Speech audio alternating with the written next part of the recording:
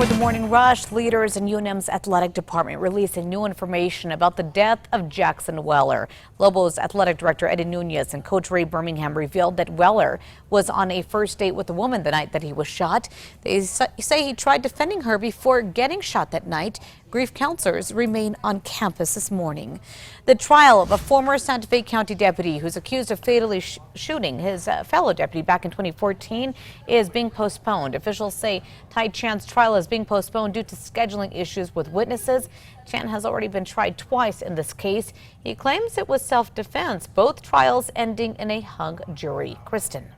Scattered to widespread showers and isolated thunderstorms expected today. We could be looking at some flooding too underneath those slow-moving thunderstorms. Majority of this does disappear overnight. We're going to be looking at fewer storms tomorrow, but lingering showers likely in the north and northeast Thursday and Friday. Crystal? This morning, a school resource officer is charged after prosecutors say he did nothing during the Florida Parkland High School shooting.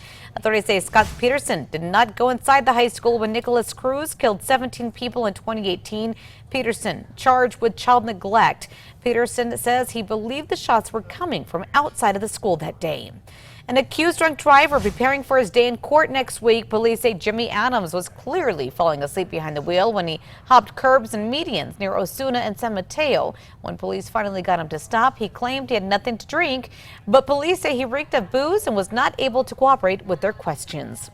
Video of a couple's final moments being arrested are trending this morning. Police say the duo, including a wanted man, led Quay County deputies on a high-speed chase down I-40 in Tucumcari last month.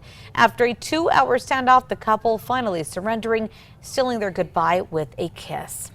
Police on the hunt for an Arkansas man who escaped from jail, last seen here in New Mexico. 31-year-old Jason Michael Brown and 47-year-old Eronimo Medina Esperecuata were arrested near Hatch last week. Doña Ana County officials say the judge did not receive the proper documents to hold him, so he let him go. A transport officer put the file in the wrong place. Espanola Public School District now speaking out after a special education student was tased. The Journal is reporting the district says they're grateful for the presence of law enforcement, but they're condemning the tasing. Officials say a Rio Riva County Sheriff's deputy responded to the school last month. They say the teen called the deputy a derogatory name before he was tased. On to new news for you this morning. Albuquerque Public Schools asking Google to reveal who's behind a series of harassing text messages. We first told you about 2 Eugene-Field elementary teachers reported that they were getting anonymous text messages. Investigators issued a subpoena to an app company called TextMe, but that revealed a fake name. APS has now subpoenaed Google to send its information about the user as well. Kristen. Today's Metro Threat Index up to a 7. We've got scattered storms and showers likely today. Could even see some localized flooding underneath those showers. And of course, the cooler temperatures, high temps only likely to see those mid-70s here in the Duke City today. Crystal? State lawmakers drafting a plan to address the increased risk of about 300 dams in the state. The New Mexican is now reporting state engineer John De Antonio recently told lawmakers due to a wet winter and strong spring runoff, more water could lead to dams overflowing or bursting. Lawmakers now say they plan to propose funding for flood relief as well. The latest version of the DREAM Act making its way to the Senate this morning after passing a House vote yesterday. The latest proposal would grant young undocumented immigrants who had been brought to the U.S. as children with temporary status toward citizenship. However, there are stipulations. The bill now heads to the Senate, the White House already promising to veto it.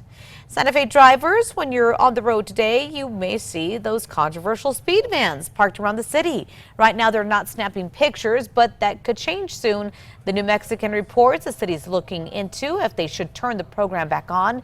No word yet on how long the evaluation process will actually take. A local animal rescue giving older pets a place to call home. Many won't be adopted and will live out the rest of their lives at Kindred Spirits in Santa Fe.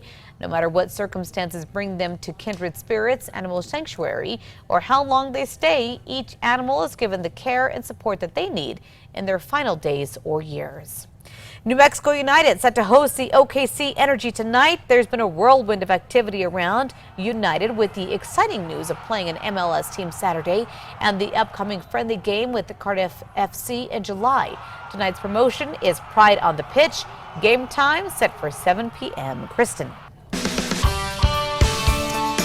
Time now for a check on your morning commute. At this point, no major crashes. Got a lot of construction out there and a slowdown. I-40 eastbound near 6th Street, less than 20 miles per hour at the moment. As we take a live look outside, at this point, the Big Eye's moving smoothly. Of course, we're going to keep tabs on this for you throughout the morning. We're looking ahead for you. Albuquerque's main library is honoring Pride Month by hosting Drag Queen Story Time. The event features books and music with special guests, including local drag queens Bunny Wells Cruz and Vanessa Patricks. It's being held Saturday, June 15th, starts at 11 o'clock in the morning. It will be held at the main library downtown. We're taking you back 36 years ago on this day, June 5th in 1983. We actually had an above average winter. It caused some heavy snow out there when the temperatures started to warm up in the northern mountains. Had a lot of bridges taken out in the Taos area. Costed about $750,000 in damage. Time for the 5 facts. We start with number 5. The USL Championship Western Division leader, New Mexico United, will host the OKC Energy tonight. Seems everyone is talking about United, especially with the exciting news of playing an MLS team Saturday in the upcoming friendly game with Cardiff FC in July. Tonight's promotion is Pride on the Pitch. Number 4, Espanola Public School District speaking out against the Rio Arriba County Sheriff's deputy who tased a special education student. The Journal reports in a statement from the district, officials say they're grateful for the presence of law enforcement, but they're condemning the tasing. Officials say the deputy was responding to a complaint about the student at the high school when the teen called him a derogatory name. That's when he tased him. At number 3, scattered to widespread storms and showers expected today. Top risk will be flash flooding. We're also going to be concerned about some of the hail and damaging winds coming out of the storms towards the eastern state line. Temperatures statewide in the 70s, back to the 80s tomorrow. Number 2 now. Police on the hunt this morning for an escaped Arkansas inmate last seen here in New Mexico. 31-year-old Jason Michael Brown and 47-year-old Eronimo Medina Esporoqueta were arrested near Hatch last week after escaping from a jail. Monday, Eronimo faced a judge in Las Cruces. He was released after the Doña Ana County officials say the judge did not receive the proper documents. They say the transport officer put the file in the wrong place. Number 1 now. Happening today, the third trial of the former Santa Fe County deputy accused of shooting a fellow deputy to death is being rescheduled. The state's 3rd District Court DA's office says a trial for Tai Chan is being postponed due to scheduling issues for witnesses. You might recall Chan is accused of fatally shooting Deputy Jeremy Martin in Las Cruces in 2014. Chan claims this was self-defense. He's already been tried twice on the case, both trials ending in a hung jury.